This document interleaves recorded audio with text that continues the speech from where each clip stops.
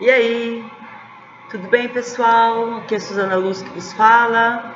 Vamos fazer um vídeo tumultuado, porque meus alunos vão chegar agora para a aula. Aí eles vão chegar falando oi para mim, não vão estar percebendo que eu estou filmando, mas eu falo oi para eles e segue a vida, tá bom? Eu fico estarrecida, fico bem preocupada quando os alunos me ligam a semana inteira sobre o tema 2, que são as ações para ressocializar o detento, que tem que acontecer desde o momento que ele é preso até o momento que ele é solto, né? Aí os alunos ficam com aquela pergunta, mas eu vou ter que ficar falando de ação do começo ao fim? Não, amigo. Você vai ter que ficar defendendo uma tese do começo ao fim, tá bem? De quais ações e por que isso tem que acontecer, por que não acontece, que é a problematização, e o que tem que acontecer, tá bem? Então, assim, não é que você vai ficar falando de ação o tempo todo, você vai defender a tua tese de qual ação tem que acontecer do começo ao fim desse processo, para que a pessoa que caiu nas garras aí da justiça volte para a sociedade de uma forma melhor, e não como é comumente, que é pior, né? Então, a partir dessa semana, vamos começar a corrigir essa redação e ver realmente como que vocês se saíram. Oi, Isabel. Oi. Vem falar oi pro pessoal aqui, vem. Você tem coragem? Hã? Só fala assim, só aparece a carinha assim, fala oi, pessoal. Não tô online, não. Tô gravando. Oi. Nossa, apareceu o canto da boca dela. Agora vai aparecer ela. Que mistério, hein? Vai pra lá, vai pra lá. Aí, vamos pegar então a proposta 3, cujo tema é a promoção da saúde mental no contexto brasileiro. Pode sentar aqui atrás, Marcelo, se aparecer também. Para com isso. O primeiro texto que nós temos lá em cima, nosso primeiro texto de apoio, né, é aquele mensana in corpore sano. E fala assim, a citação em latim é bem conhecida e significa uma mente sã em corpo são. Derivado da sátira 10ª do poeta romano Juvenal, a frase é parte da resposta do autor à questão sobre o que as pessoas deveriam desejar na vida, né? Então, realmente, nós devemos desejar que nosso corpo, em sua plenitude, esteja são, sadio, é isso que significa a expressão, né? E desejar também que a nossa mente acompanhe, porque se uma coisa não estiver acompanhando a outra, nós sabemos e vemos aí casos de pessoas que passam por problemas sérios por conta disso, né? A pergunta que nós temos que nos fazer muitas vezes é por que a depressão tem se tornado a doença do século, né? Por que nós nos deprimimos, às vezes, em alguns casos, nos deixamos, né, deprimir. É o nosso dia a dia, que nos oprime com a quantidade de tarefas, obrigações, metas muitas vezes impossíveis de serem cumpridas. Muitas vezes também nós criamos grandes expectativas, né, em relação aos às pessoas que nos cercam, criamos enormes expectativas em relação ao nosso trabalho, ao nosso salário, a passar logo no vestibular concorrido, né? E nem sempre as coisas funcionam ao nosso tempo e como a gente quer. Isso também pode ser um grande fator que nos faz, às vezes, dar uma piradona assim, né? A gente que é professor, vê caso de aluno, vê caso de outros professores, às vezes a gente mesmo passa por períodos que a gente precisa olhar com mais cuidado para o nosso corpo, para a nossa alma, para a nossa mente, para o nosso equilíbrio, né? O outro texto fala dos transtornos mais comuns, eu estou com a apostila aqui. As doenças psiquiátricas mais comuns na população são a depressão e os transtornos de ansiedade. Segundo o médico do Departamento de Psiquiatria, Adriano Rezende Lima, aproximadamente 10% das mulheres e 6% dos homens vão ter um episódio depressivo ao longo da vida. Quando esse episódio é realmente um episódio, nós levamos isso como um aprendizado, uma forma de amadurecimento, né, gente? O problema é quando isso se perpetua e se torna algo, né, uma doença que não passa com o tempo. A Gabriela, vem falar oi aqui assim, ó, vem. Para quem estiver assistindo, não tá ao vivo não, é gravação. Depois vem ali, né, ansiedade, o mal do século. Parece que, ao que tudo indica, sim, né?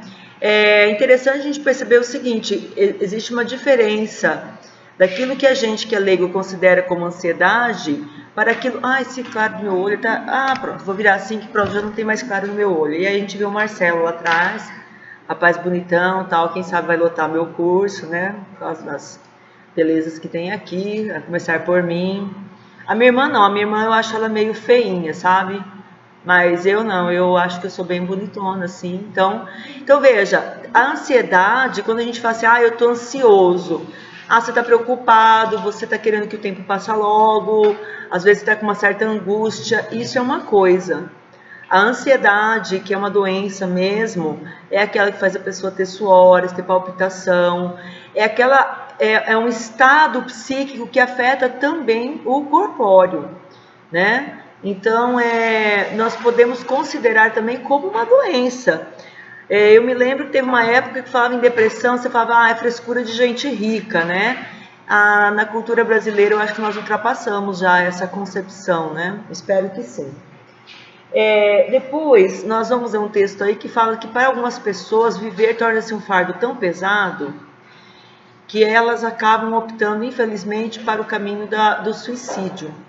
Se não concretizado, muitas vezes há tentativas perto da gente, né?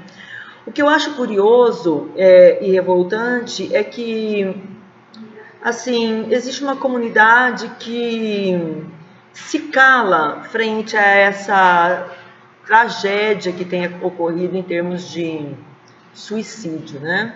Na minha opinião, e eu não sou especialista, então quero pedir desculpas aos que assistirem a esse vídeo e forem especialistas, não adianta a gente se calar frente à onda de suicídios que acomete o nosso país. Acho que, na verdade, tinha que ter campanha após campanha, em TV aberta, em TV fechada, tinha que ter mais debates públicos sobre o assunto, porque é algo que se torna preocupante, né?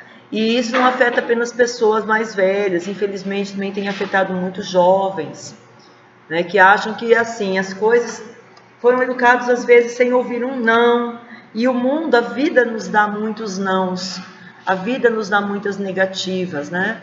Então, por vezes você tem aí um jovem de 25, 26 anos que frente a uma situação não tão grave, já acha que é o fim da linha, não tem mais saída para ele. E claro que existem saídas, né? A maturidade, o apoio de amigos, tratamento químico, tudo isso pode ajudar uma pessoa que está padecendo de uma depressão, que está padecendo de uma situação para a qual ela não acha saída, não acha escapatória, né? A culpa é de quem? Nesses termos, não sei se eu posso falar em culpa, mas às vezes um alheamento da família, né? Minha em relação aos meus filhos, minha em relação ao meu marido, dos meus amigos em relação a mim, cada um preocupado com o seu dia a dia. Às vezes a pessoa dá sinais de que está acontecendo algo estranho para ela, né? Mas os outros não percebem. Então, às vezes tem que um professor alertar um pai, né? Eu mesmo às vezes já liguei para pai e mãe e falei, olha, seu filho está estranho, estou preocupada, né? Conversa com esse menino, conversa com essa menina, o que está acontecendo, né? E às vezes tem pai que até não entende muito bem essa preocupação nossa, acha que é alguma coisa em vão. Mas não é, tá, gente? Eu tenho certeza absoluta que nós, professores, já evitamos algumas tragédias. Por quê? Porque às vezes um colega na sala fala, professora, fulano tá estranho. Professora, fulano tá falando coisa que não bate com coisa, professora, né? E a gente encaminha para a equipe pedagógica, psicológica de escola e já evitamos algumas tragédias, viu, gente? Com gente com cartinha preparada e tudo mais. Segundo alguns especialistas, se houvesse uma campanha tratando do assunto do suicídio ou da depressão, as pessoas se sentiriam mais propensas para poder chamar a atenção.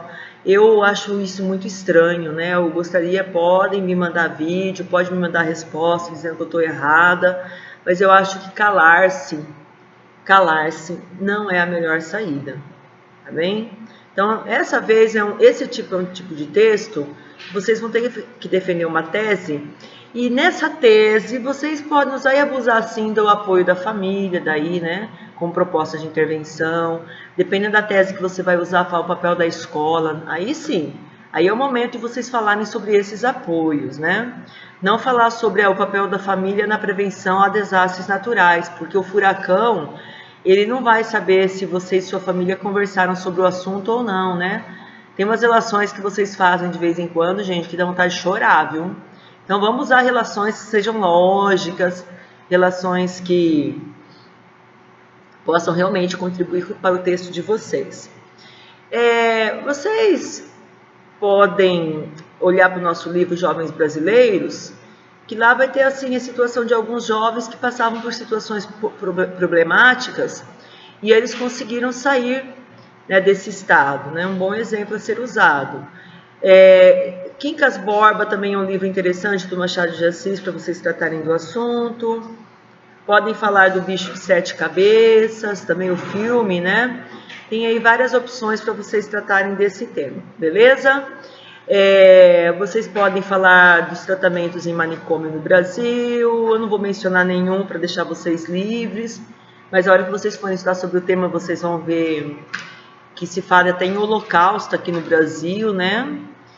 Como eu tô falando, eu não gosto muito de dar coisa cozida para vocês, assim. Vocês têm que pesquisar, vocês têm que ter autonomia, vocês têm que ter autoria do texto, tá bom? Bom trabalho para vocês. Tá indo tudo muito bem, os professores estão elogiando. Vamos continuar assim, firmes e fortes, rumo ao Enem, mais 900 mais, tá bem? Que já tá ótimo para nós. Eu não vou exigir de vocês 1000, sabe por quê? Porque eu acho que eu acabaria com a saúde mental de vocês, tá? E com a minha também. Forte abraço e até mais. Tchau. Tchau, Marcelo. Tchau.